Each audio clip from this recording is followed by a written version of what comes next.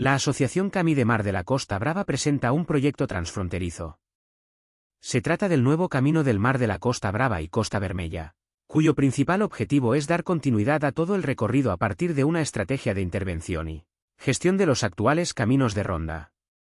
Además, será un proyecto de protección integral de todo el entorno costero y un eje vertebrador de los caminos tierra adentro.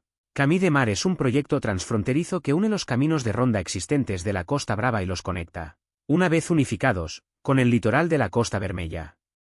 Es un camino de humanidad, bienestar y salud, diseñado para mejorar la calidad de vida tanto de quienes residen allí los 365 días del año, como de quienes visitan la zona.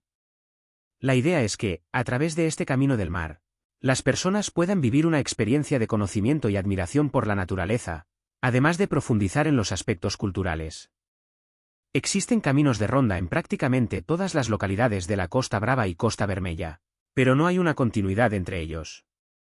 Esto provoca interrupciones que pueden desmotivar a los senderistas o llevarlos a adentrarse en la montaña, perdiendo de vista el mar.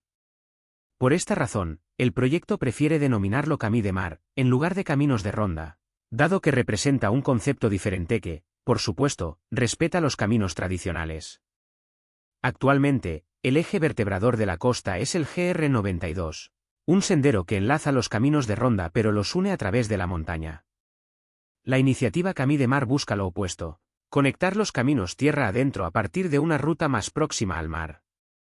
El recorrido comienza en la Costa Vermella, en Argelers de la Marenda, concretamente en la playa del Racó, donde inicia un itinerario costero con un relieve similar al de la Costa Brava. Finaliza en Malgrat de Mar, dentro de la comarca del Maresme, aunque comparte el delta del río Tordera con Blanes, que sí pertenece a la Costa Brava.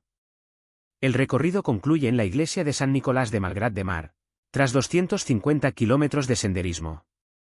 La ruta total incluye 21 etapas, con 3 de la Costa Vermella y 18 de la Costa Brava, abarcando cerca de 250 kilómetros desde Argelers de la Marenda hasta Malgrat de Mar. La Costa Vermella representa el 12,5% del trayecto, mientras que la Costa Brava ocupa el 87,4% restante. El proyecto se ejecutará en 9 fases y se prevé su finalización no antes de 2040.